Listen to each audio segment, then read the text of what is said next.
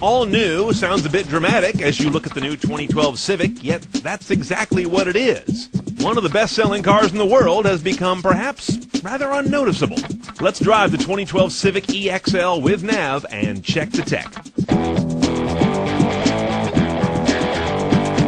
An all-new Civic isn't like an all-new Mustang. These are conservative cars.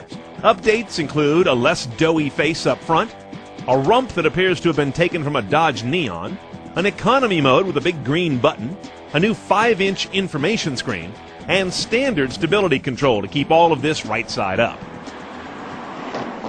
First thing you notice when you get in the newly redesigned Civic is they've taken that Honda eyebrow dash to a new level, and I love it.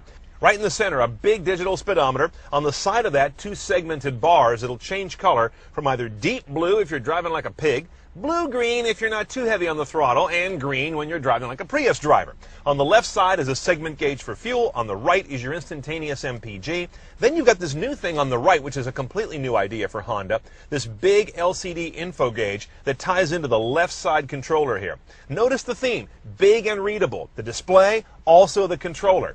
This I button takes me through, I think, a combination of 3 screen positions. This one here, which is date and time. The next one, which is media. And the third one, which is kind of everything. Fuel economy, media, date and time, all rolled into one. That's the one I like. The same rocker lets you control your media. I can go track to track or station to station. If I hold the button down, it seeks the station. If I bump it once, it goes to my next preset. It's all very logical.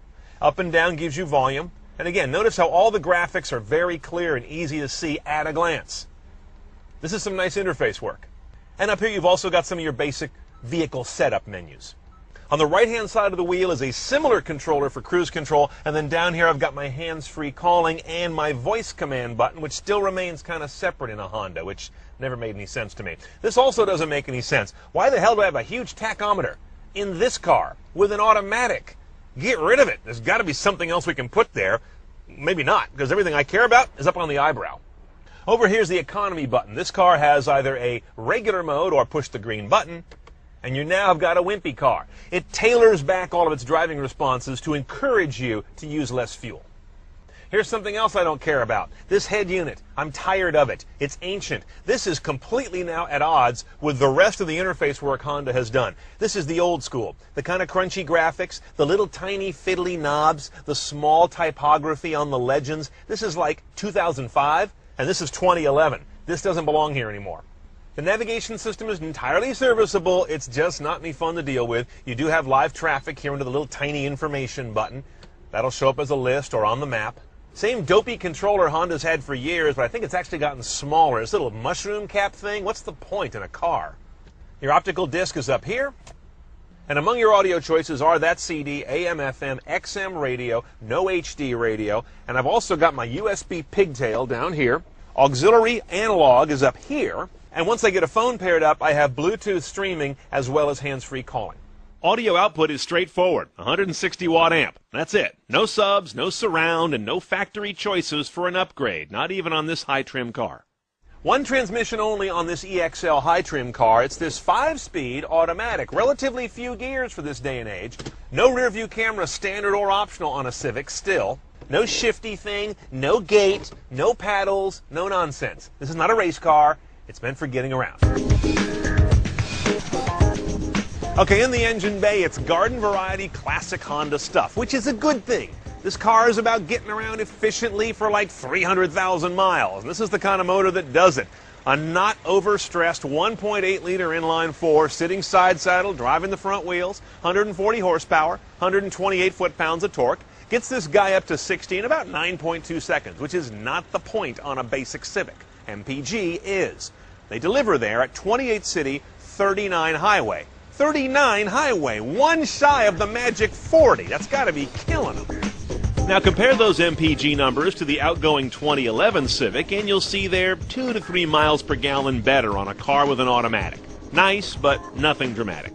Okay, let's drive our eminently civilized Civic EXL. Again, high-trim car here. But most importantly, a Civic is a transportation device. The athleticism of this car isn't the point. You get a Civic Si for that. Now, as I mentioned, the 5-speed transmission would appear to be a liability on paper, And the economy button here is one of interest. So let's see how those two work together. The nearest thing you've got to a sport position is D3. If you do that, you kind of drop out of economy mode. The car automatically says you're not driving greenly. So I'll leave it in D, and I'll test it with and without this economy thing on. Here's an on-ramp. It's gutless with economy off. Let's put it on.